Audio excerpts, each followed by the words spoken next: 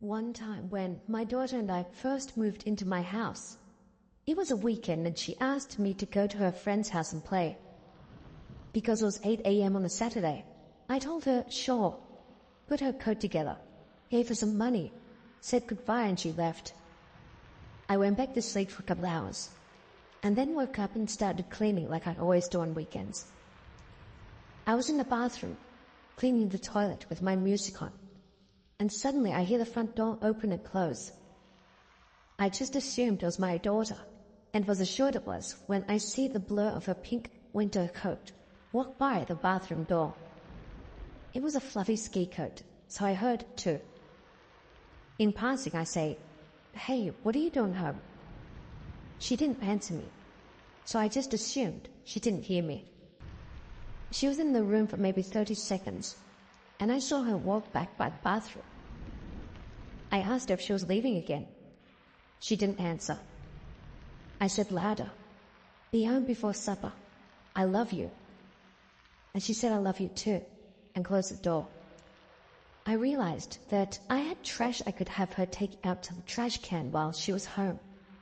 So I went to the front door to catch her and realized that her house key lanyard was on the table beside the door, and the deadbolt was locked. My house key on my car keychain was on the table too, but the deadbolt that has to be locked with a key from the outside was locked. I opened the door to look outside, and no one was there. I kind of thought that maybe she just stayed home, so I looked around the house for her. She wasn't anywhere to be found. I checked the back door, and the deadbolt was locked there too. When I called her, she told me she was playing with her friend and that they had been building a snowman all day. I asked her if she'd been home, and she said no. I asked her again if she was playing a joke on me, and she said no. She didn't take her house key, but didn't think of it as a big deal because I would be home when she got home and could let her inside. I still couldn't figure out how she locked the deadbolt, so I asked her that. She told me that she had locked the bottom lock only. At this point, she was starting to get scared, so I played it off as a misunderstanding and told her I loved her and I would see her when she got home. I still don't know who that was who walked by the bathroom door, and I have no clue who or what locked that deadlock without the key. The only two keys that exist to unlock our doors were sitting on the table right by our door. To this day, I still believe it was my daughter's doppelganger. We had many experiences in that house with ghosts after that day. It got bad enough at one point that I purchased a bigger bed because my daughter wouldn't sleep in her room without me. We eventually moved, and I blame it partially on that damn house. I was never really scared, but my daughter was, and it was really a helpless feeling.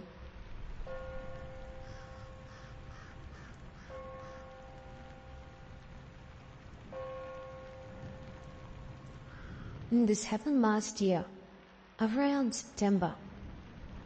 I was sick at the time. I was off from school, stuck at home with the flu, and feeling like absolute garbage.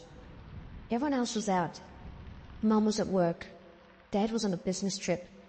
My sister was at school, and I was trying to get some rest in my room.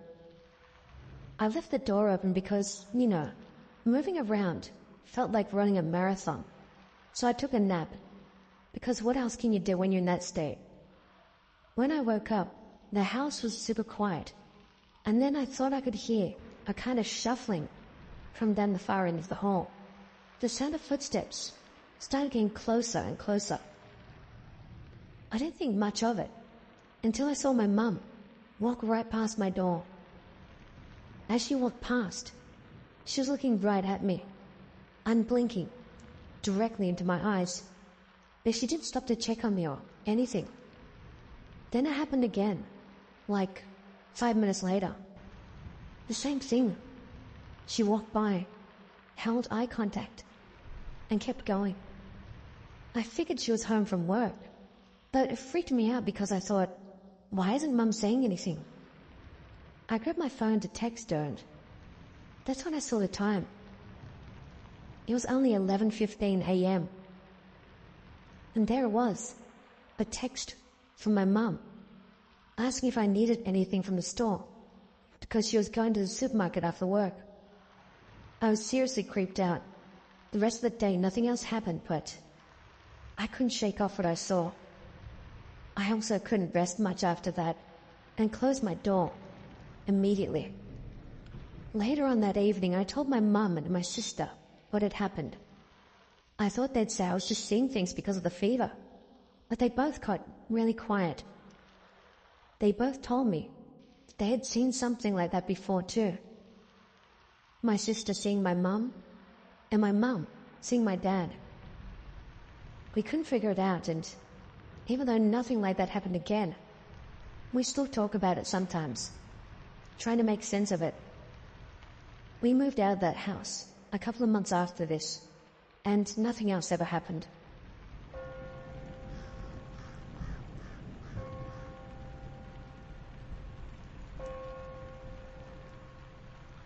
I was taking a nap during the day, and I woke up to my husband standing beside my bed. Why I woke up at that particular moment, I don't know.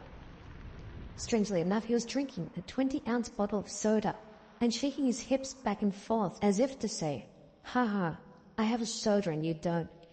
Like a child would, I suppose. Immediately, I became aggravated and sat up and yelled, "Lewis, go away and leave me alone." As I watched, fully awake and right before my eyes, my husband started to disappear from the feet up in a fashion that looked digital. I began to be able to see that he was made up of little squares, and they were quickly disappearing from his feet up until he was completely gone. I've never been so freaked out in all of my life. The other thing about this vision was that it was completely, deathly silent. There was no sound at all, and it was almost like there was a vacuum, or as though the thing itself made everything around it even more silent. For example, my fan that was beside my bed didn't seem to be making a sound. I immediately went upstairs and called him on his cell. He was, and had been all day, in Alabama, working. He is a railroad supervisor. The things I know for sure are: 1, that thing was not my husband. 2, I was definitely awake and not dreaming because I went directly upstairs after seeing it. And 3, I know the everyday term for these things are doppelgangers. I want to know more. What exactly is behind a doppelganger? What or who is it that makes them occur? Also, if anyone is an expert on these things, I'd be interested to know why I chose to imitate my husband, and why the dorky, childish soda dance. I've seen paranormal things in the past, but to me, evidence of a ghost makes sense. You know what they are, and pretty much where they come from. But this thing is just too bizarre to me. What creeps me out the most, though, I wonder how long it stood over me while I was sleeping, before I sensed it and woke up and saw it.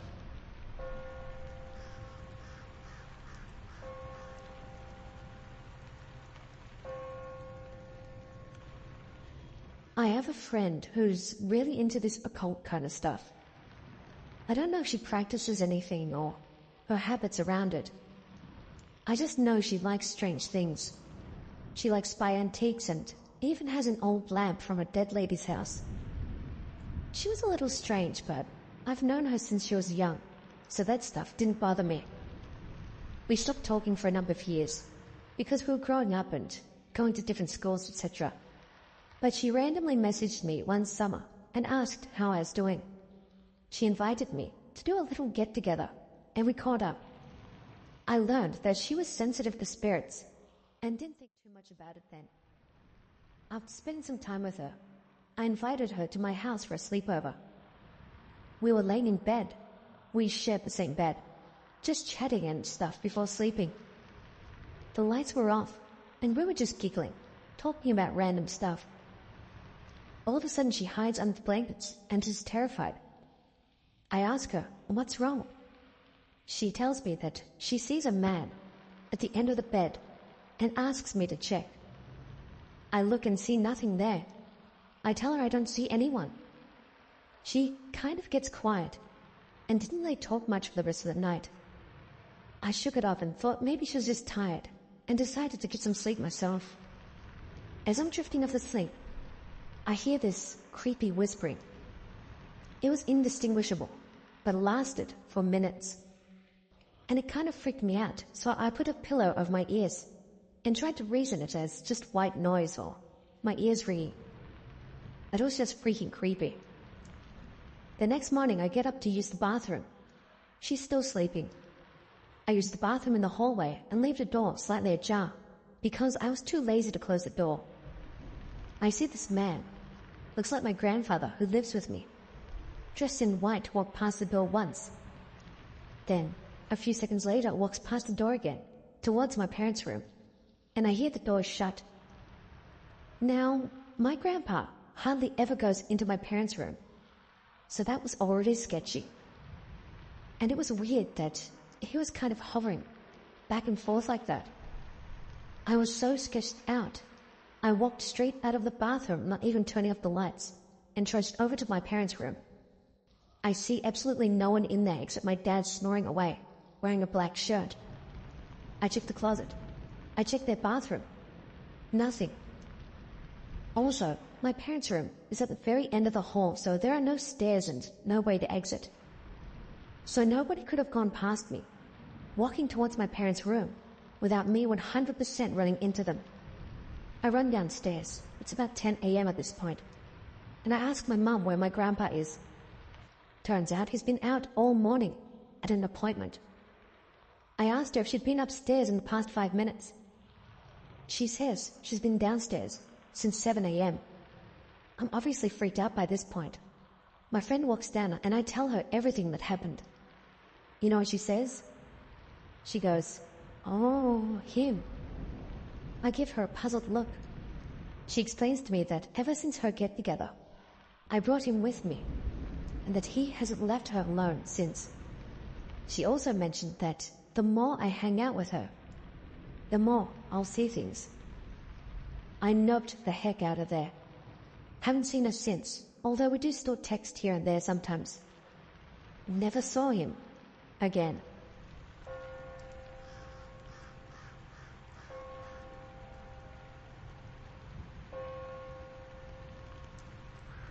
I have had a few odd experiences throughout my life, but nothing that I would necessarily label as paranormal.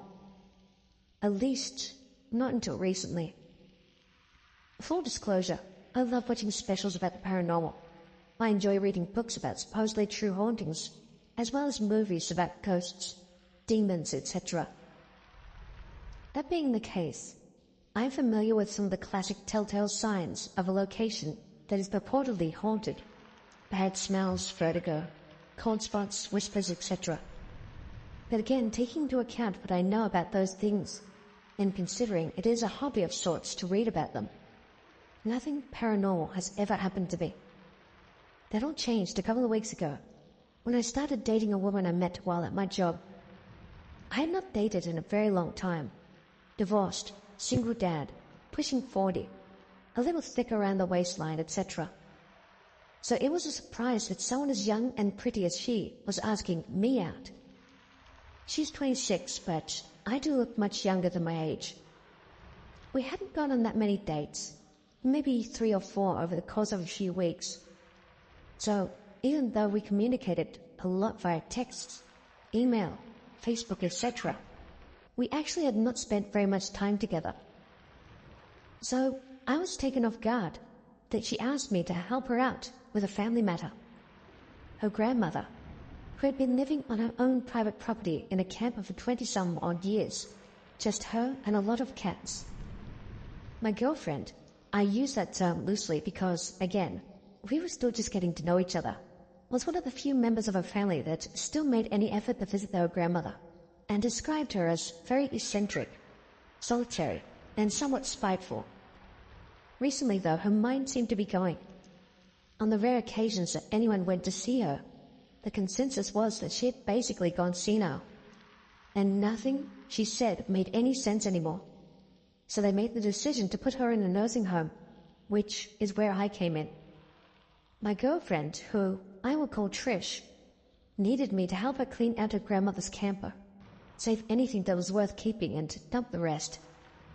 So we rented a flatbed trailer, and she navigated to the property, which is in Oscar, Texas. She and I are both from Boston. We arrived about 1 p.m. in the afternoon in mid-August, so it was pretty damn hot. The camper was really small and had only one window air conditioner unit to cool the entire thing, but there was no longer any electricity to it. So we opened the door, which was not locked, and started going through all her stuff. There was cat poop everywhere, and it smelled terrible. Plus, there were hundreds of flies. The cats were all gone. It looked like they had been coming and going through the little flaps on either side of the window unit.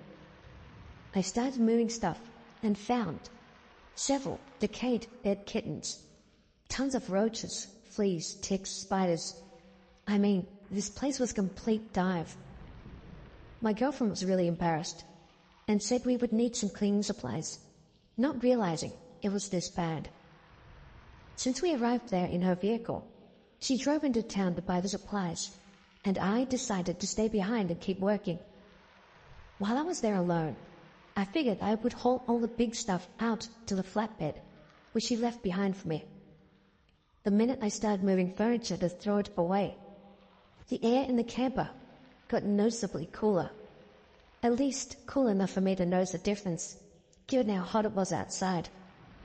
The fact that there was no electricity for the window unit, plus very little ventilation, made it that much more noticeable. I ignored it at first and thought nothing of it. There was a pond nearby, and I figured maybe a nice little breeze had blown over it towards me. I went about my work and began hearing limbs in the trees around the camper creaking and snapping.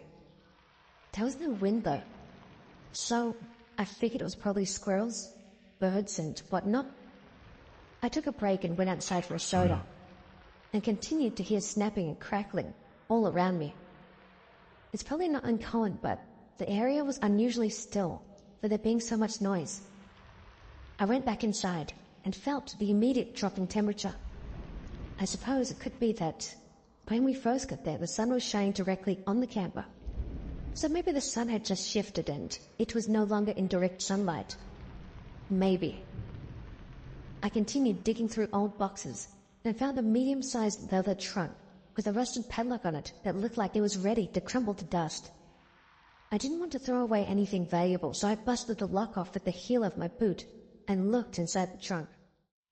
I found the weirdest assortment of crap I had ever laid my eyes on. Various rocks, crystals, candles, lots of little bottles with God knows what in them, odd string, strips of leather. And then I found a small skeleton of some kind of animal, probably a cat, but it had stuff written on the actual bones. At this point, I paused and began to feel extremely uncomfortable. It was like the air got heavier and the sounds of insects outside had stopped. I could feel pressure against my eardrums. The hairs on my arms and neck stood on end. It became harder to breathe, and I felt something that was almost like an electrical charge in my stomach. I know enough about this type of thing from reading about the paranormal that I could guess I was not welcome there. So I left the camper and waited outside for Trish to come back, while I tried to wrap my head around what had just happened. She was gone for what seemed like a really long time, but finally came back. And she was like, "Oh, I thought you would have had it all cleaned by now." Obviously, she had stalled, hoping I would do the lion's share of the work. But I digress. Anyways, I told her about what had happened, and she was like, okay, and? Sounds like the heat got to you. Are you feeling lightheaded? Well, yeah, but for a completely different reason than heat exhaustion. I asked her if she thought what I described was strange, and she seemed amused that I had gotten scared, but didn't answer. I asked why someone would write on an animal skeleton, and she blew it off, attributing it to her grandmother's diminishing mental state. Like I said before, she was gone for a while, so we didn't have a lot of daylight left. Now that we were on a time crunch, she angrily began throwing anything and everything into the flatbed, no longer caring about looking through stuff to see if there was anything we should keep. And really, there wasn't anything worth salvaging. It was all rotten.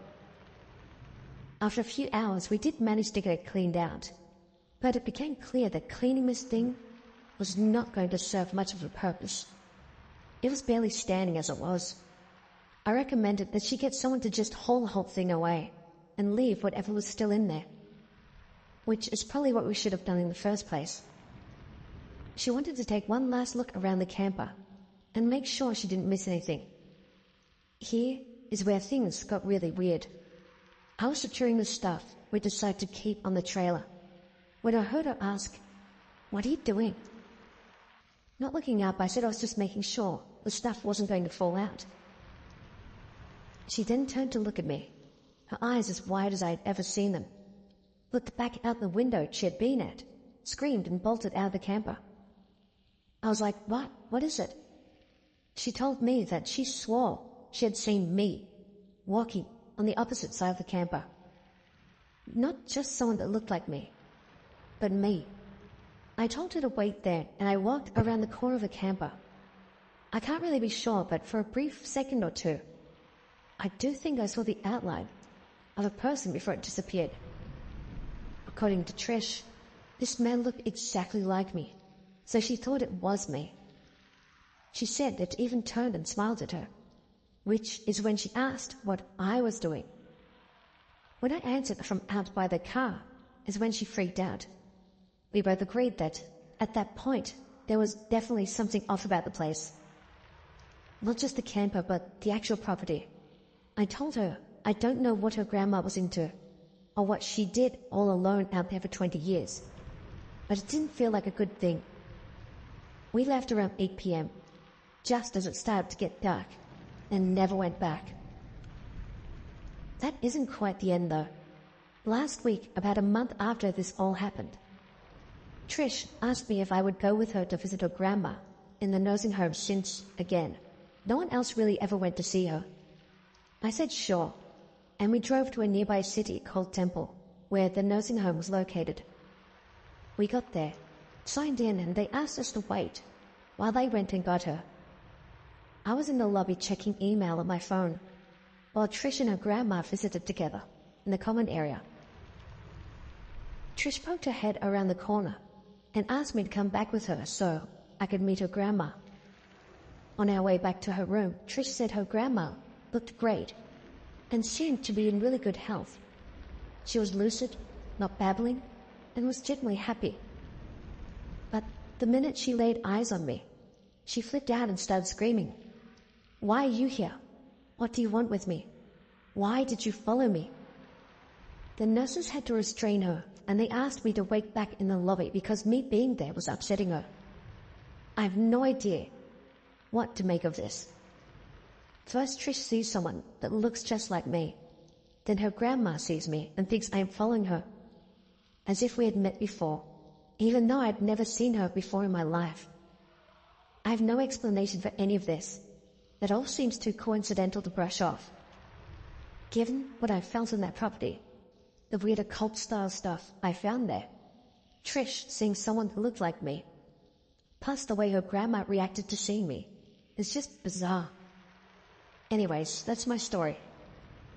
I was not so much scared by any of it as I was fascinated. On a side note, Trish and I agreed a few days ago that dating each other just didn't have the spark we were looking for. But we remain good friends.